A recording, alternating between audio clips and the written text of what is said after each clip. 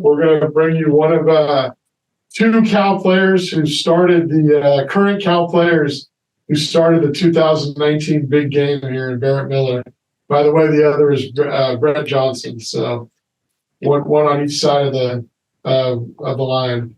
And we've also got we're going to be looking up a record. Barrett has started 4, about ready to start his 5th big game.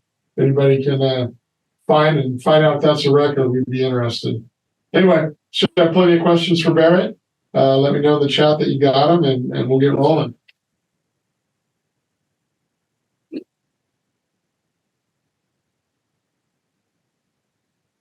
All right. We'll start with Tom Stud from Rockford, California. Good afternoon, Barrett. How you doing? Good. How are you? Not too bad, but you've been on both sides now. Go after Saturday. Have been on both sides of the big game. Just what is your understanding of the significance now that you've been on both sides of this rivalry? I think I'm in a very unique situation. It hasn't really hit me yet because I feel like every other game I played, it's like, I have to understand this D-line. I have to watch so much film. But for this one big game, I know exactly who I'm going against. I played 4 years against them and scout team and then played in practice. So I know these guys. And so it's a little weird. I'm like in a juxtaposition where I have so much respect for Stanford, but I'm bleeding blue for Cal. So it's a hard thing to be in, but at the same time, I love the big game, either side. I love the rivalry. I love everything about it. I love just the fight between the two teams. And no matter what side I'm excited for this. And knowing you're going against some of your friends, some people that you've been associated with for 4+ years now, does that give you a little extra motivation to go out and prove yourself on a bigger stage? Or is it just something you're like, hey, we're just going out to battle here, just another day at the office?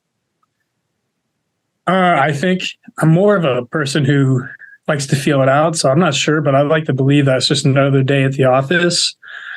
But I think there is a little extra to prove because I think some of the guys across the bay would look at me a little different for leaving. And so I think I might get some different attitudes, maybe some better looks from some of the guys I played against before. So I think there's a little vendetta I think guys might have against me. So I'm definitely going to treat it like another game. But if I need to, I'll bring my best game too, like I always do. Thank you. Okay, we'll go to Jake Curtis from Cal Sports Report. Yeah. Are you friends with any of the defensive linemen you'll be going against? Yeah, I'm good friends with some of the older guys, like Tobin Phillips, of course. I think he's the oldest one there, leading the D-line now as interior-wise, because I played guard there, so I never got too long with the DNs who are all kind of young bodies, but I definitely know Tobin Phillips, like Zach Bucky, all those guys too. Is that going to be kind of weird? I mean, are you going to be talking to him across the line or anything? I definitely think I'll be talking. I was never a huge talker, even in practice. I think a lot of guys think I'm more of that silent type. So there's not going to be much words flying. I think being there for 4 years, we're all to the grindstone. And so they'll have respect about how much I'm going to put into it too. Okay, we're going to Maria Koladova. Hi, how are you? I'm good. How are you? Good. I'm just wondering if you can talk a little bit about like the energy this week and how it's been for you now on the Cal team. I know you talked a little bit about this already and maybe how it's been a little bit different, maybe some of the traditions and stuff like that that's around the game. Yeah, I think the energy is almost on par as Stanford. They're both, I think there's a big, I wouldn't say hatred, but there's a big feeling that comes up. I remember going 4 years ago, or even during that time, like, this is the game that matters. And here's the same thing. I get to the locker room and it's like a no red policy, no red Gatorade. So it's more serious than it's ever been. And Stanford's just the same way. We're like, no blue, no gold. And so it's a very small difference, but I love this energy compared to any other game I've had. And I'm glad I'm just still part of it. All right, we'll go to Jake Curtis from Cal Sports Report. What are your recollections of the previous 4 big games you played in? So I remember I started my freshman year in 2019 when we played at Cal. I think I had a decent game. I actually gave up one of my first big sacks in that game. I overset as a left guard, nice inside move. Other than that, I think I had a pretty solid game. That was my first year. Not too many memories. I still feel like I was undersized, really just trying to play and earn my spot. And then COVID year, I think it was one of the craziest years I've had because Stanford had to leave and go on the road. And so we played Cal at Memorial Stadium, and we had those two crazy blocked kicks. And then after that, the magic kind of died down when we went back to Cal. And actually, Cal came to us and beat us at our home stadium. And then the following year, we lost again to Cal. So it's been kind of challenging those last 2 years. But I think 2019 was a big year for me, just playing D1 football. The second year, the COVID year, we won. And then the last three, junior and senior year, I kind of swept underneath the rug. I remember senior, I probably played my best game as a right tackle, first time playing. But again, we didn't come out with the axe, which is historic. But Okay, we'll go to Matt Moreno from Rivals.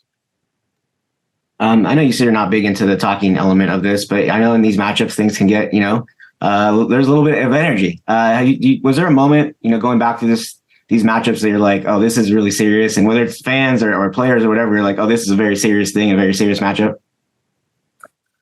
Yeah, I think the most serious I've had is that I've had some connections with some of the Stanford guys there.